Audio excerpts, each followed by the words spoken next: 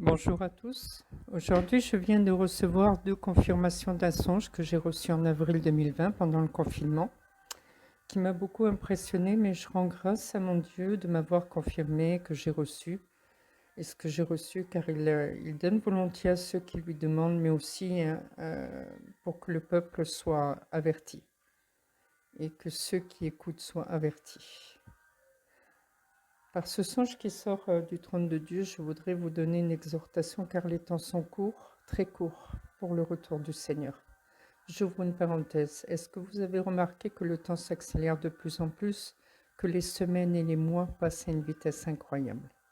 Car s'attend un peu de temps et les événements se précipitent pour la venue de notre grand roi, le Seigneur Jésus-Christ. Beaucoup se moquent de cela. Mais ne vous y trompez pas, c'est comme au temps de Noé dans l'Ancien Testament, car ce qui est passé dans l'Ancien Testament est l'ombre des choses à venir. Comprenez bien l'exhortation à la vigilance que nous rappelle Jésus-Christ lui-même dans le Nouveau Testament. Et je vous conseille de relire dans l'Évangile de Matthieu le chapitre 24. C'est un rappel à la vigilance et dans les temps où nous sommes. Jésus-Christ lui-même dans le Nouveau Testament nous avertit dans Matthieu 24 du verset 37 à 39. Ce qui arriva au temps de Noé arrivera de même à l'avènement du Fils de l'homme. Car dans les jours qui précédaient le déluge, les hommes mangeaient et buvaient, se mariaient leurs enfants, jusqu'au jour où Noé entra dans l'arche. Et ils ne se doutèrent de rien, jusqu'à que le déluge vint et les emporta tous. Il en sera de même pour l'avènement du Fils de l'homme. Amen.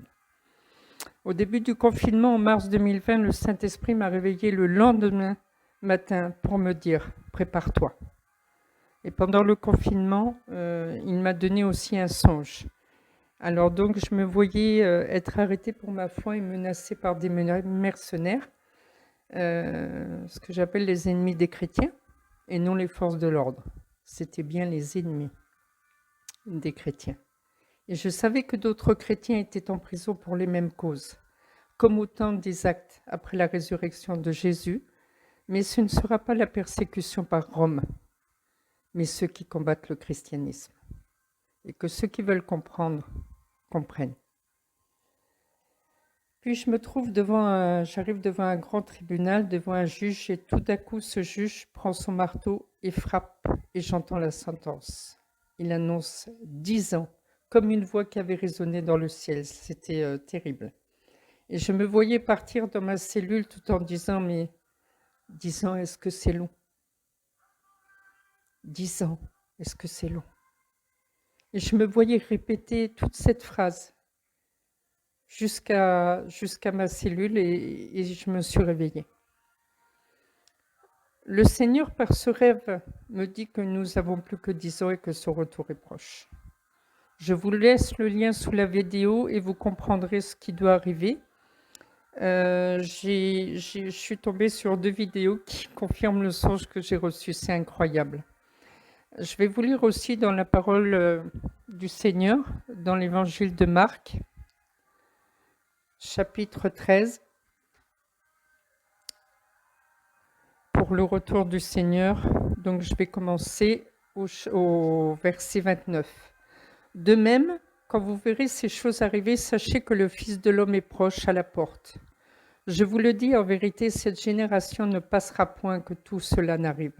Le ciel et la terre passeront, mais mes paroles ne passeront point.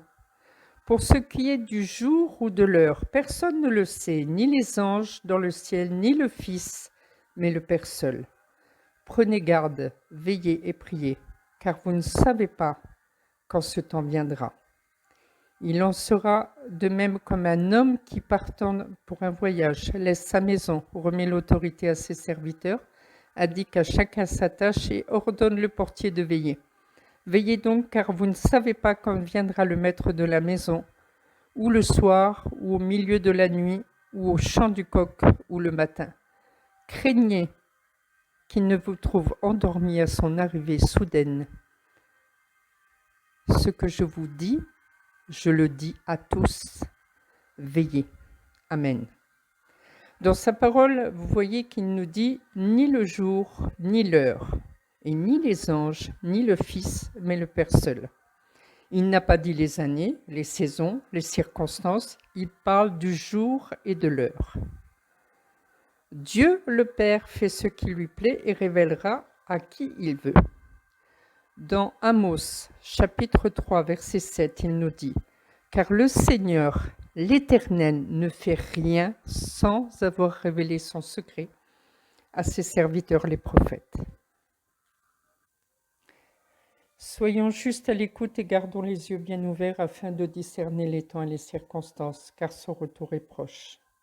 Et beaucoup se lamenteront de voir que l'Église a été enlevée et que beaucoup de gens ont disparu. Oui, je voudrais rajouter que je vais laisser un lien sous ma vidéo avec un film américain avec un Nicolas Cage. Après, j'aime pas trop les films hollywoodiens qui parfois débordent sur certaines choses, mais ce film, ça a quand même impacté. C'est sur l'enlèvement.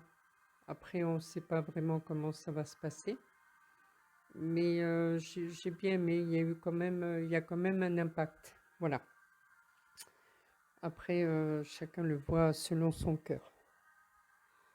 Soyez bénis, priez, demandez la confirmation dans votre cœur, car je vous assure que Dieu répond toujours à nos interrogations, mais parfois c'est nous qui ne voulons pas entendre. Soyez bénis, à bientôt, au revoir.